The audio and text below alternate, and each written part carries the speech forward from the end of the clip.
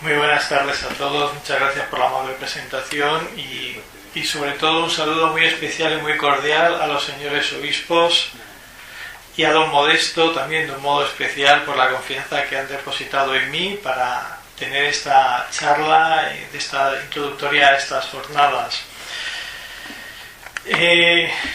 Don Modesto me comentó que había que empezar, que había que abordar la LOMCE y que, sin embargo, no había que quedar en un análisis puramente técnico, sino que tendríamos que, se me pedía, y yo encantado, de que fuéramos más allá, trascendiéramos lo que es la letra de la ley para encontrar el calado que subyace en toda esta reforma y en general en las leyes educativas que hay en España.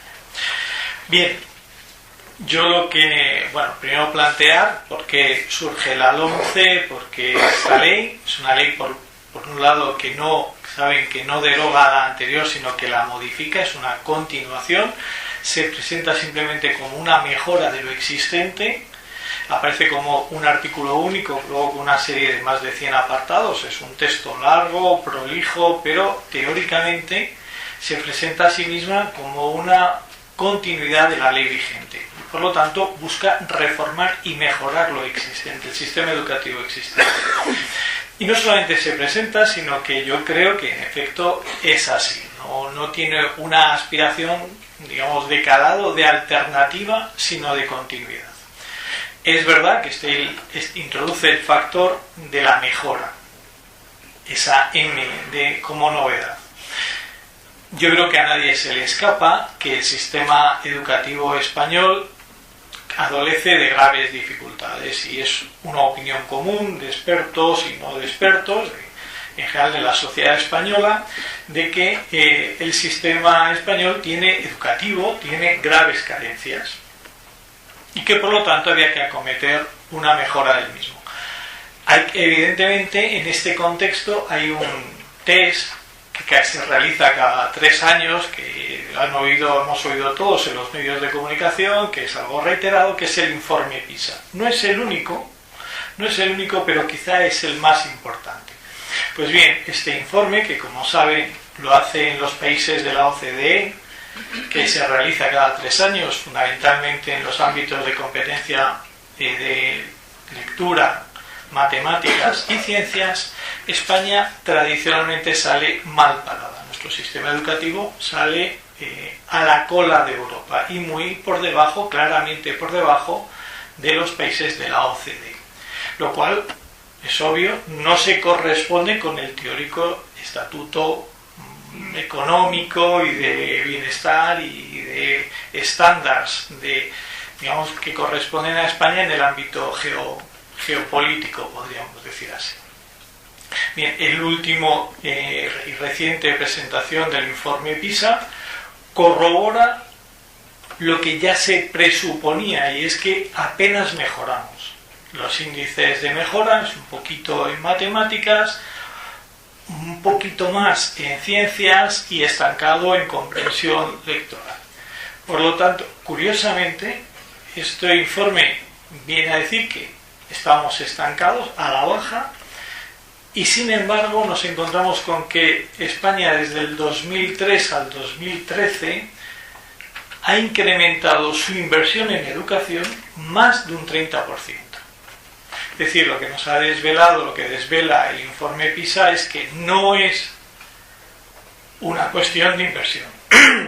Ustedes saben que el tradicional argumento era, no, es que se destina poco dinero, es que hay que apostar más por educación, y el informe PISA dice, da igual, si es que se ha invertido muchísimo, y sin embargo estamos ahí. Por lo tanto, yo creo que estaba justificada un intento de mejorar el sistema educativo, de detectar cuáles podían ser los problemas, los puntos débiles, para intentar acometerlos.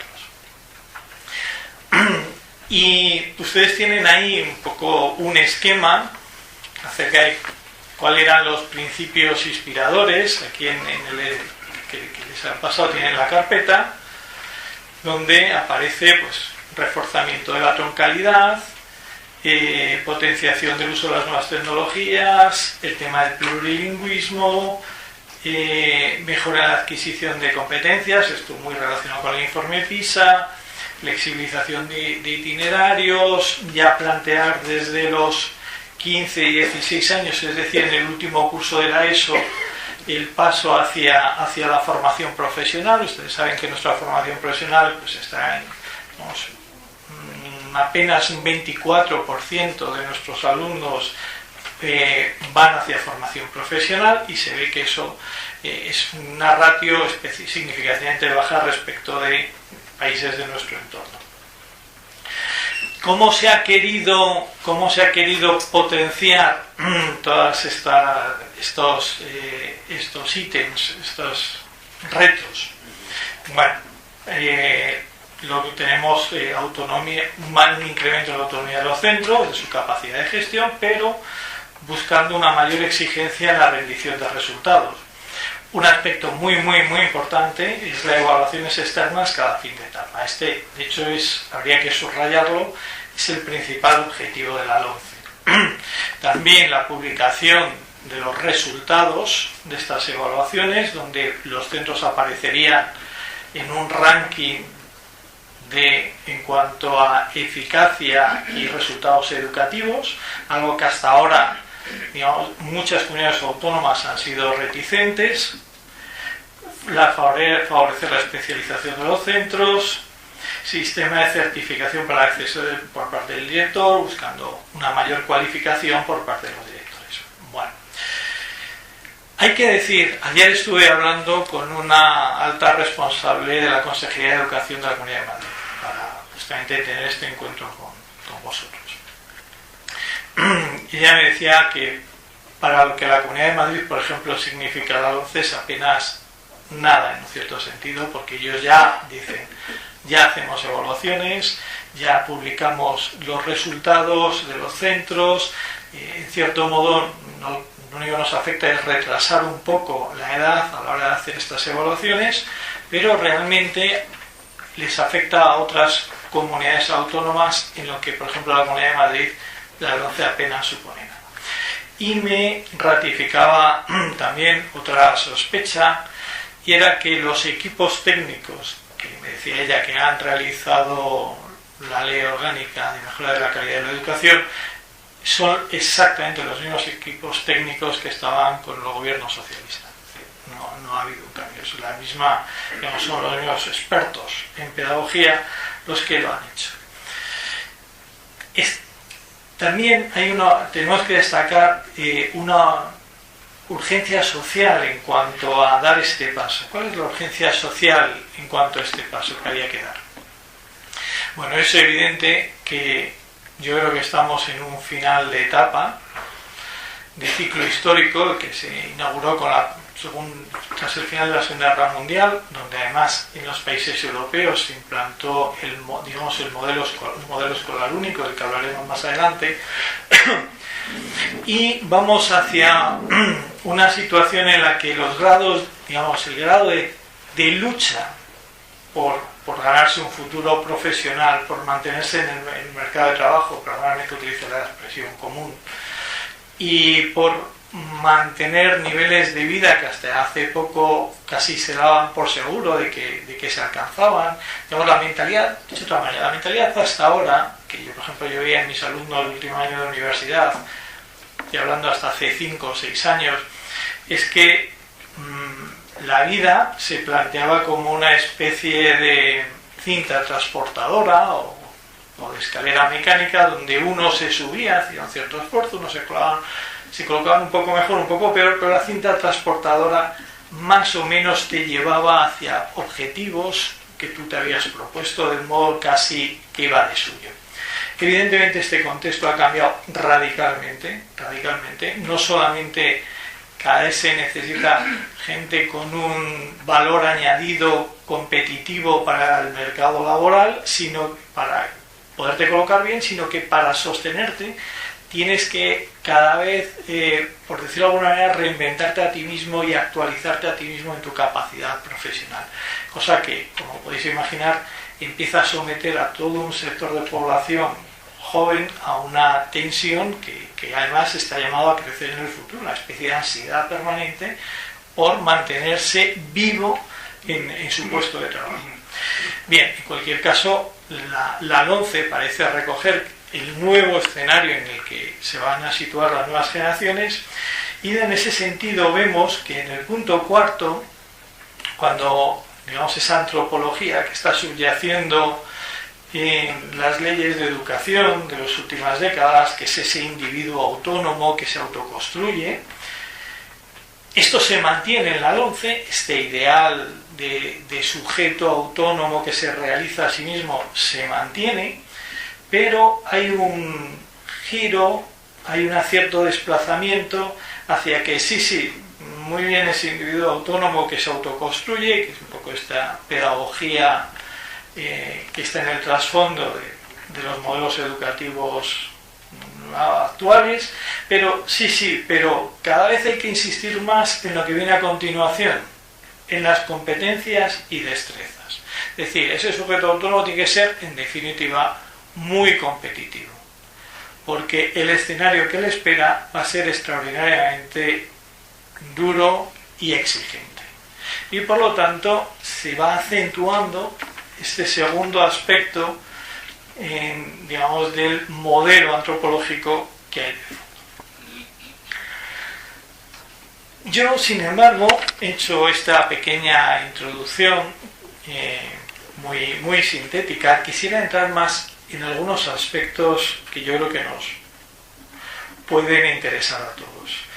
Y me planteo aquí en el punto 5 si nuestro sistema educativo, ya don Casimiro ha planteado cómo queda, muy brevemente, pero lo van a ver con mucha mayor extensión, cómo queda la asignatura de religión, cómo evidentemente en bachillerato el proceso de marginalización de la asignatura, pues, sobre todo en los centros públicos, va a seguir creciendo, es una dinámica, eso no parece que vaya a haber un punto de inflexión en este punto, pero quería ir más allá de la asignatura de religión, y lo que me gustaría plantear era, pero ¿cabe una enseñanza religiosa del hombre y del mundo? O sea, no una asignatura, sino una enseñanza religiosa.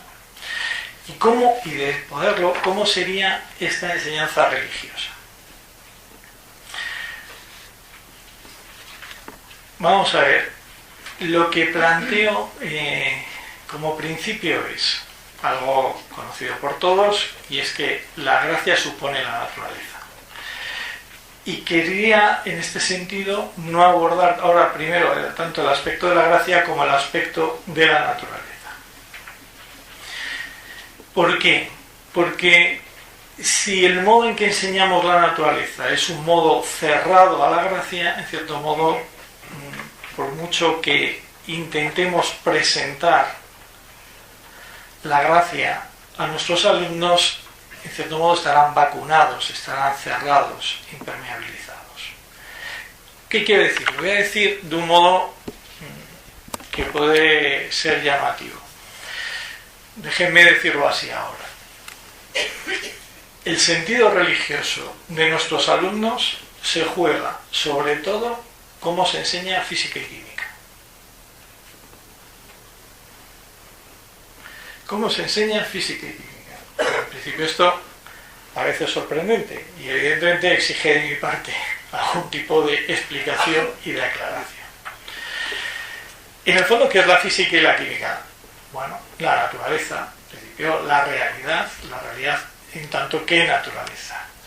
¿Cómo se suele explicar física y química? En absolutamente todos los colegios. Es decir, si yo sé algo, digamos, de la educación de los niños, es porque tengo 6 hijos, los tengo en todas las etapas, casi en todos los cursos. Bueno, ante todo, la física y la química se plantea de un modo materialista, reduccionista y mecanicista. La naturaleza aparece reducida a fórmulas, a esquemas, a un plano puramente matemático. Dice, bueno, es que no es así. Bueno, pues hay que decir no. Hay que decir no. La naturaleza no es eso. Es una versión reduccionista, no es falsa, pero es una versión reduccionista de la naturaleza. no solo de la naturaleza del hombre, sino de la naturaleza. De la naturaleza. La naturaleza es un principio, está cuajada, podríamos decirlo con Leibniz, de armonías preestablecidas. Es un canto de formas, es un canto de riqueza, de principios de vida activa, armónica y ordenada, donde está, por decir así, donde en todas las cosas está la huella del Creador. En todo. Toda la naturaleza es cántico, es reflejo del origen, de su origen. Y por lo tanto, la naturaleza no se reduce a instintividad, o luego a física, o luego a química, o a pura materia. Esto no es la naturaleza. Enseñar así la naturaleza es poner las bases materialistas de nuestros alumnos. De un modo gravísimo, porque si la naturaleza, la realidad es eso, cuando les hablemos del espíritu, de lo que no es material, les sonará raro, les sonará como algún postizo, algo que se superpone. Entonces, por un lado enseñamos que el mundo es materia, que es materia física, que es pura materia química, si acaso la vida instintiva y la reproducción, porque si yo veo que siempre mis alumnos siempre estudian la reproducción, el ciclo reproductivo. Y luego le ponemos la guinda, una guinda, entre comillas, espiritual. Esto al final, el chaval tiene una conciencia básica de la coherencia, que dice, vamos a ver, o la religión entonces lo llevo a lo puramente sentimental, emotivo y no racional, y luego lo racional es lo otro, o simplemente la religión la desecho porque no es coherente con la visión de la realidad, del mundo y de la naturaleza que yo tengo por parte de las asignaturas científicas que son verdaderamente objetivas. Y aquí tenemos un problema extraordinario. Es un problema que afecta especialmente a la educación católica. Porque no se dan cuenta, o sea, no nos damos cuenta en los colegios católicos hasta qué punto las cosas no casan, están violentas, son forzadas, están superpuestas. Y esto es muy difícil de entender. ¿Cómo? Yo evidentemente aquí no voy a contar cómo habría que enseñar física y química, entenderme. Pero sé que aquí hay un problema no menor, que tiene que ver por qué nuestros colegios católicos están fracasando en la transmisión de la fe de un modo bastante grave. Por favor, dejadme citar a la Gaudium et Spes. Dice la Gaudium et Spes: el hombre puede y debe amar las cosas creadas por Dios, y las ve como brotando siempre de su mano, por eso las respeta. La inteligencia, continúa el documento del Vaticano II, no se limita a los fenómenos solos, sino que es capaz de llegar con verdadera certeza a la realidad inteligible. ¿Qué pasa cuando no ocurre eso? Dice la Gaudium et Spes que la criatura sin el Creador desaparece.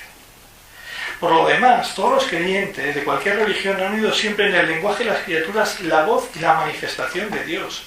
Cuando se olvida, las criaturas quedan en las tinieblas, es decir, quedan reducidas a puras fórmulas mecánicas.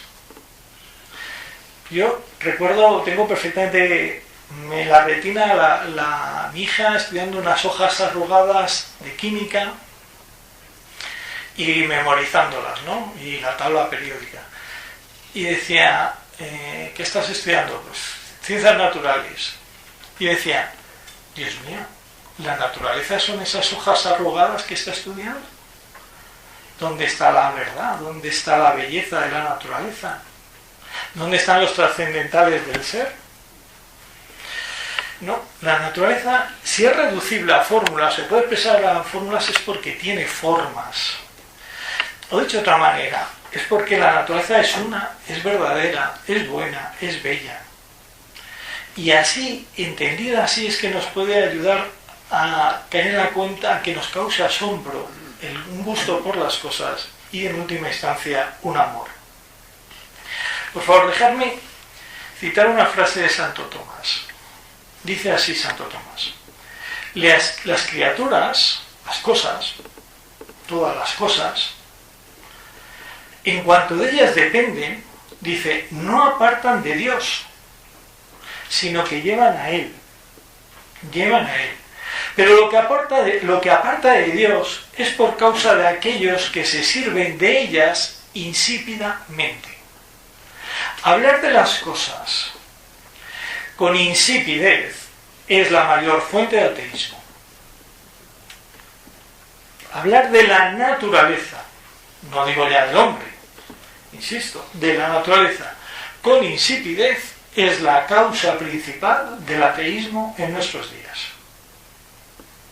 Es lógico, nadie más subversivo, nadie más superficial y deshumanizante que hablar así de la naturaleza. ¿Por qué? Luego lo veremos, porque en el fondo el hombre es parte de la naturaleza. Si la naturaleza se degrada en este sentido, el hombre, que es naturaleza y en su naturaleza, se degrada también.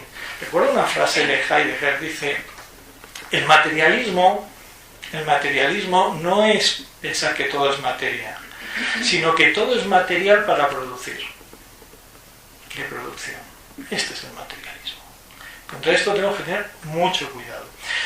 ¿Qué sucede? Que si miramos de este modo rico, pleno, lleno las cosas, la realidad, claro, de aquí brota una cosa. ¿Qué brota? La sabiduría.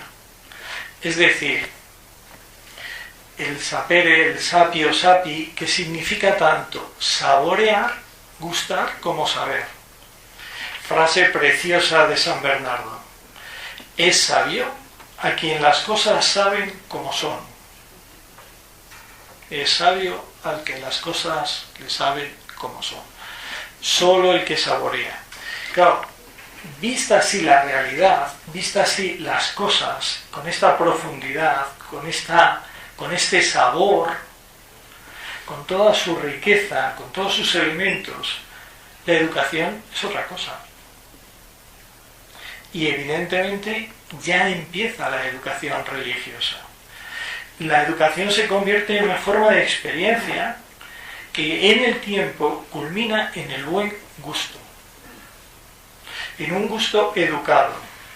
Se puede decir que alguien ha alcanzado un nivel óptimo en su educación cuando sabe gustar las cosas, en su belleza, en su bondad y en su verdad. Es decir, cuando las cosas le saben como realmente son. En sentido contrario, el hombre educado encuentra disgusto en las cosas desagradables, desviadas, feas, injustas o simplemente insípidas. Este gustar, este saborear las cosas tal como son, coincide con la sabiduría, según la mejor tradición clásica. Puesto que todo conocimiento comienza en los sentidos, igualmente culmina en ellos, una vez que la razón les ha dado la forma de vida. Entendida así, la experiencia educativa consiste en una integración cada vez más armónica de sentidos, afecto y razón. La educación, pues lejos de reducirse a un mero cúmulo de conocimientos e información, encuentra su sentido en este saber de las cosas según su naturaleza, en este saber gustar de ellas. Según esto, lo contrario al saber no es la ignorancia, es la insipidez. La educación se convierte así también en el cultivo del alma, como que decía Cicerón, el gusto por el saber, del saber por el saber, es decir, la teoría. Esto es, la contemplación. Por favor, recuerdo aquí en este sentido que la palabra contemplación viene de cum templum. Es decir, cuando el cielo, la realidad, la naturaleza, se ve desde el templo. Como los templos paganos antiguos, que tenían un espacio donde se enmarcaba el cielo, la contemplación era cuando el hombre miraba desde ese espacio a la naturaleza. Cuando la realidad es sabrosa, por lo tanto, es posible la contemplación, el gustar de las cosas en su ser.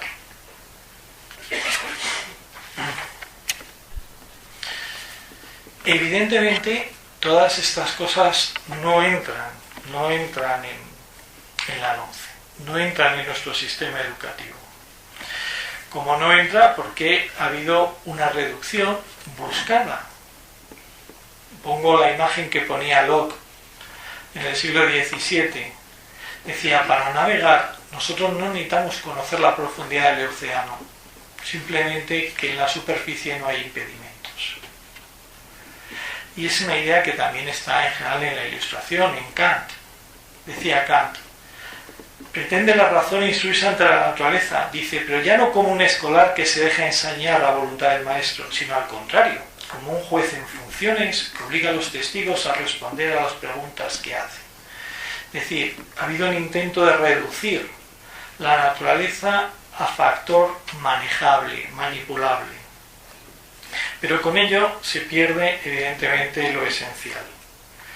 Cito un documento de la Escuela Católica, sobre la Escuela Católica en Argentina del año 79. Dice así, el maestro preparado en la propia disciplina y dotado además de sabiduría cristiana, transmite al alumno el sentido profundo de lo mismo que enseña y lo conduce, trascendiendo las palabras al corazón de la verdad total. Es decir, le conduce a la inteligencia, al intus legere, a leer dentro, a no quedarse en la superficie de las cosas. Mirad, me vais a permitir que lea un pasaje, porque uno puede decir, bueno, entonces, ¿qué estás proponiendo? Que se deje de enseñar física y química. Nada más lejos. No estoy proponiendo nada de eso. No estoy proponiendo nada anticientífico. Todo lo contrario. Naturalmente que la tabla periódica es necesario, que las fórmulas matemáticas y químicas son necesarias. Contra lo que me manifiesto es contra el reduccionismo. Es en reducir la realidad física natural a estas cosas. Mirad, los grandes físicos del siglo XX no cayeron en esto. Justamente toda la gran revolución científica de las primeras décadas del siglo XX son, por decir así, un posicionamiento frente al mecanicismo, el materialismo y el reduccionismo. Toda la física cuántica, toda la física moderna es una superación de este reduccionismo, que por razones ideológicas pervive en nuestra escuela. Me vais a dejar que cite un pasaje de Einstein en referencia, como prólogo, homenaje a una obra de Max Planck, que son los fundadores de la ciencia natural moderna. Dice Einstein, muchas veces he oído que sus compañeros tienen la costumbre de atribuir a esta actitud a sus extraordinarias dotes personales de energía y disciplina. Habla de Max Planck. Y añade Einstein, creo que están en un error. El estado mental que proporciona en este caso el poder impulsor es semejante al devoto o al del amante. El esfuerzo prolongado no es inspirado por un plan o propósito establecido.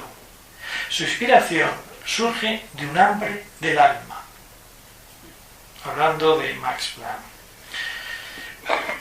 Einstein, por ejemplo, contó también, ya que hablamos de él, cuando algún compañero o ayudante le presentaba alguna fórmula matemática, Einstein la miraba y decía, ¡puf! Si es feísima, tírala, no merece la pena. Porque Einstein veía la belleza y la armonía de las cosas. Veía a su modo, veía los trascendentales. Sabía que una fórmula matemática fea era falsa. No perdía un segundo. No lo perdía.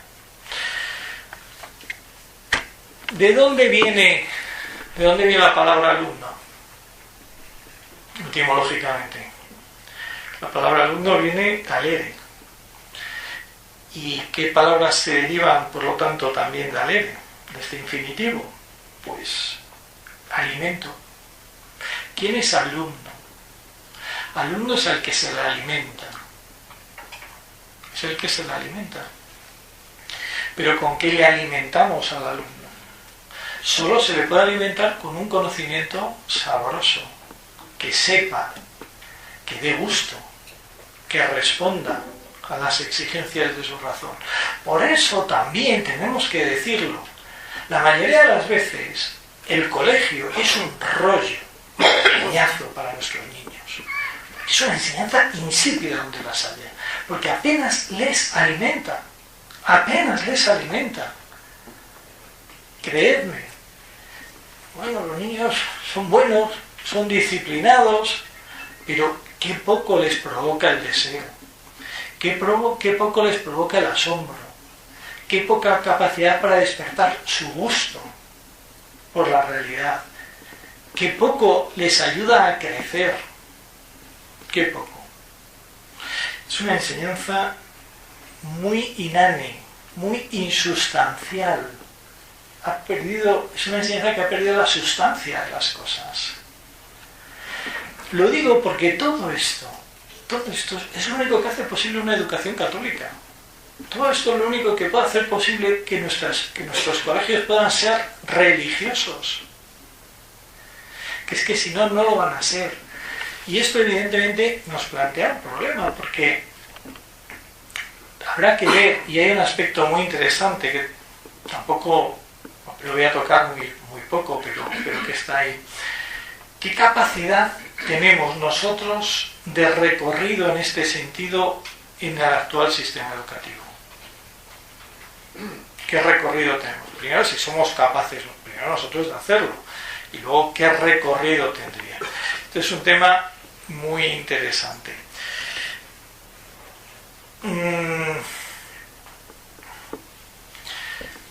Y con esto ya empiezo a entrar en el tema de la libertad educativa y de la libertad religiosa en la LOMCE. Vamos a ver. La LOMCE presenta un modelo. En España hay un modelo educativo único, integrado, ya desde el año 1970. La Ley General de Educación, Villar Palasí, presentó un modelo educativo. Con ello España se ponía más o menos en la misma órbita que los países europeos de su entorno, que fueron estableciendo sistemas integrados, educativos, únicos, en la mayoría de los países, tras la Segunda Guerra Mundial. Hay que decir que en este sentido, la diferencia entre colegio público, colegio concertado, colegio privado, es menor de lo que solemos. Tiene su valor, pero es menor de lo que solemos creer. Pongo una imagen, es como si hubiera un único modelo de Ford Focus, y es verdad que el Ford Focus pudiera ser de titularidad pública, privada o concertada, pero el modelo es el Ford Focus, el modelo no se discute. Por ejemplo, don Casimiro hacía alusión a los Real Decretos en que se establecen los currículum. Han salido, si no recuerdo mal, el de primaria y secundaria. ¿Sabe cuánto ocupa? Más de 1000 páginas. Desciende a todos los detalles, pero detalles curiosísimos, detalles como qué se tiene que exigir en educación física. Por ejemplo, pues que el niño mantenga el equilibrio. Hombre, ya se supone, ¿no?, que el niño tiene que mantener el equilibrio. O detalles en primaria, por ejemplo, que los niños tienen que en primaria, sin que se especifique el curso, depende algo de las comunidades autónomas, tienen que aprender economía y cuáles son los factores de producción en primaria. Pero bueno, por poner ejemplos.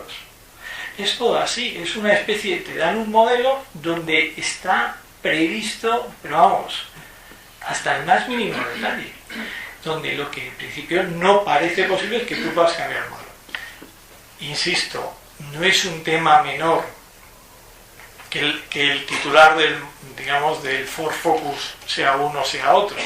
Evidentemente tiene consecuencias y cambia cosas. Pero el modelo, tengamos en cuenta que es único. Lo cual, en este sentido, nos lleva a plantearnos también, yo creo que debemos de plantearnos, como católicos, decir, ¿por qué tiene que haber un modelo único? ¿Por qué tiene que haber un modelo único para 8 millones de escolares, que se dice pronto? Para prácticamente casi 700.000 profesores, 27.000 centros que existen en España, todos con un modelo único. Esto lo venimos aceptando como venimos aceptando muchas cosas, pero pero también es momento de empezar a cuestionarse por qué. Y no me es evidente por qué esto tiene que ser así. Yo simplemente no quiero insistir más, pero no lo quiero dejar de citar. Pero como decía, la pregunta es, ¿y dentro de este modelo que es único? Porque lo es. ¿Qué desarrollo podemos tener? Yo creo que es importante, yo creo que sí que tenemos un modelo de desarrollo. En este sentido de que hay un margen de crecer en la conciencia, de recuperar, como decía, la naturaleza, la realidad, como una realidad sabrosa, profunda, luminosa, que encierra en sí misma las huellas del Creador, como condición indispensable y necesaria para una apertura a la gracia. Como condición indispensable y necesaria para una apertura a la gracia. Para que la gracia no sea un superpuesto, no sea un postizo sobre nuestra visión del mundo. Y con esto yo ya voy a ir acabando. ¿Por qué mi insistencia en este aspecto? Mirad, mi insistencia en este aspecto es porque necesariamente hay una conexión entre cómo veamos la naturaleza, cómo veamos la realidad y qué concepto o imagen tenemos del hombre. O sea, no puede ser, es incompatible que tengamos una visión mecanicista y materialista del universo y tengamos una visión espiritual del hombre. No es compatible. Necesariamente, según veamos el mundo, veremos al hombre, que en el fondo forma parte del mundo y de la naturaleza. No queda otro remedio. Por eso, solo si entendemos que la naturaleza es rica, es sabrosa, es maravillosa. Señores, es maravillosa, es rica, es profunda y es luminosa. Solo así podremos entender justamente aquello que es más maravilloso y que es la maravilla de las maravillas que decía San Agustín, que es el hombre mismo. En una naturaleza maravillosa existe lo más maravilloso, y eso más maravilloso es cada uno de nosotros, es el hombre. Muchas gracias.